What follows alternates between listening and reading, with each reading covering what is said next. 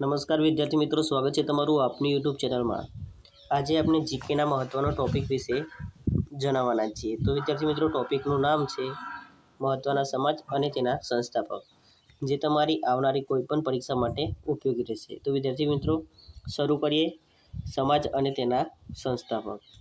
પહેલો પ્રશ્ન છે કે બ્રહ્મ સમાજની સ્થાપના ક્યારે થઈ હતી? તો વિદ્યાર્થી મિત્રો, બ્રહ્મ સમાજની સ્થાપના ઈસવીસન 1828માં થઈ હતી। નેક્સ્ટ જોઈએ તો બ્રહ્મ સમાજની સ્થાપના કોના દ્વારા કરવામાં આવી હતી? તો વિદ્યાર્થી મિત્રો, બ્રહ્મ સમાજની સ્થાપના રાજા રામમોહન રાય દ્વારા કરવામાં આવી હતી। રાજા રામમોહન રાય દ્વારા બ્રહ્મ સમાજની સ્થાપના કરવામાં આવી હતી। ત્રીજો પ્રશ્ન છે ધર્મસભાના સંસ્થાપક કોણ હતા? તો ધર્મસભાના સંસ્થાપક રાધાકાંત દેવ હતા। ચોથો પ્રશ્ન છે સતી પ્રથાનો અંત ક્યારે આવ્યો હતો?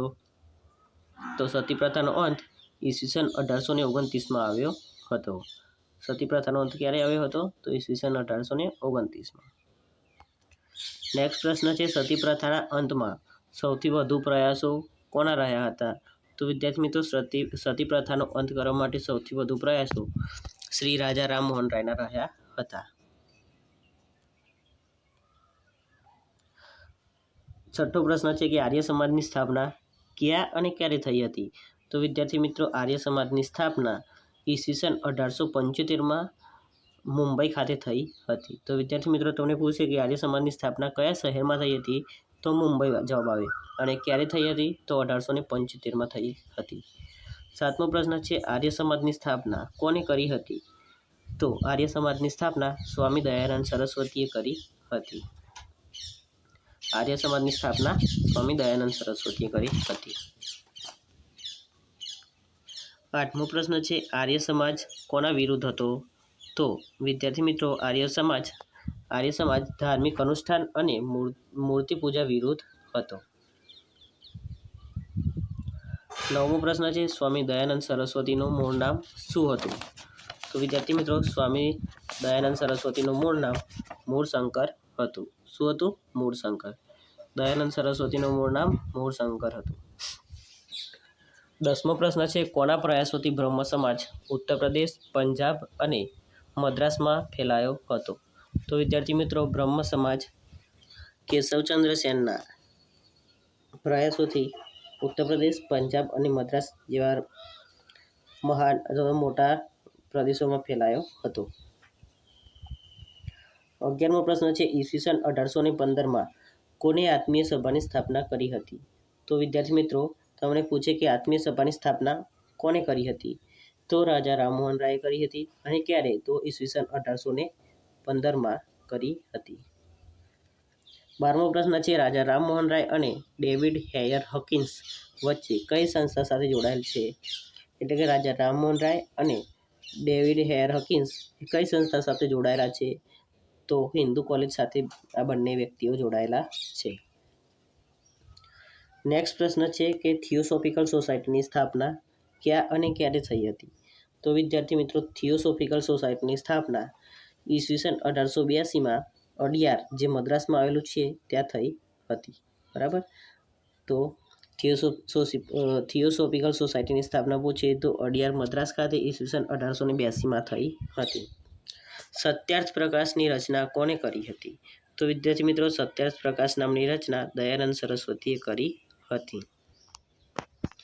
15મો પ્રશ્ન છે કે વેદો કી ઓર લોટોનો નારો કોને આપ્યો હતો?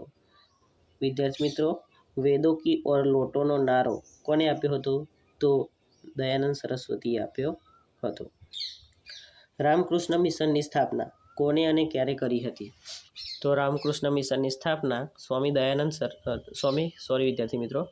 રામકૃષ્ણ મિશનની સ્થાપના સ્વામી વિવેકાનંદે કરી હતી। અને ક્યારે કરી હતી? તો 1896-97માં કલકત્તા ખાતે કરી હતી। 17મો પ્રશ્ન છે કે અલીગઢ મુસ્લિમ વિશ્વવિદ્યાલયની નીંવ કોણે રાખી હતી? તો અલીગઢ મુસ્લિમ વિશ્વવિદ્યાલયની નીંવ સર સૈયદ અહમદ ખાએ રાખી હતી।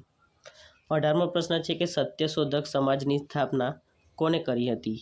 તો સત્યશોધક સમાજની સ્થાપના જ્યોતિબા ફૂલેએ કરી હતી। 19મો પ્રશ્ન છે, કયા ધર્મ સુધારકની મૃત્યુ ભારતની બહાર થઈ હતી? તો વિદ્યાર્થી મિત્રો, તમને બધાને ખબર જ છે કે રાજા રામમોહન રાયની મૃત્યુ ભારતની બહાર થઈ હતી. 20મો પ્રશ્ન છે, ભારતમાં અંગ્રેજી શિક્ષાની વ્યવસ્થા કોના દ્વારા કરવામાં આવી હતી? તો ભારતમાં અંગ્રેજી શિક્ષાની વ્યવસ્થા વિલિયમ બેન્ટિક દ્વારા કરવામાં આવી હતી. 21મો પ્રશ્ન છે કે વેદોમાં સંપૂર્ણ સચ્ચાઈ નિહિત છે, આ કથન કોનું છે? તો વેદોમાં સંપૂર્ણ સચ્ચાઈ નિહિત છે, આ કથન સ્વામી દયાનંદ સરસ્વતીનું છે. 22મો પ્રશ્ન છે, વિવેકાનંદ કયા ધર્મ સંમેલનમાં પ્રસિદ્ધ થયા હતા? તો વિદ્યાર્થી મિત્રો, તમને બધાને ખબર છે કે જે શિકાગોમાં ધર્મ સંમેલન ભરાયું હતું તેમાં વિવેકાનંદ પ્રસિદ્ધ થયા હતા. 23મો પ્રશ્ન છે કે સંવાદ કૌમુદી પત્રના સંપાદક કોણ છે?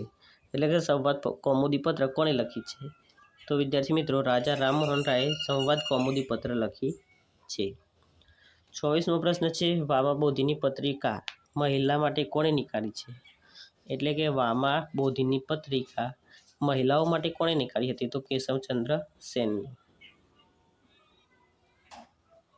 25મો પ્રશ્ન જોઈએ તો પ્રાર્થના સમાજની સ્થાપના કોની પ્રેરણા સ્વરૂપે થઈ હતી? તો વિદ્યાર્થી મિત્રો, પ્રાર્થના સમાજની સ્થાપના કેશવચંદ્ર સેનની પ્રેરણા સ્વરૂપે થઈ હતી. અને કોણે કરી હતી? તો આત્મારામ પાંડુરંગ શાસ્ત્રી, જે અત્યારે સ્વાધ્યાય પરિવાર ચાલે છે તે જ વિદ્યાર્થી મિત્રો, બરાબર.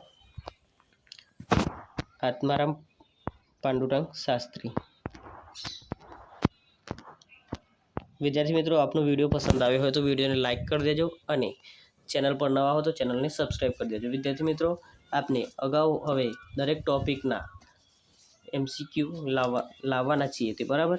તો જોડાયેલા રહેજો આપણી ચેનલ સાથે. જય હિન્દ, જય ભારત.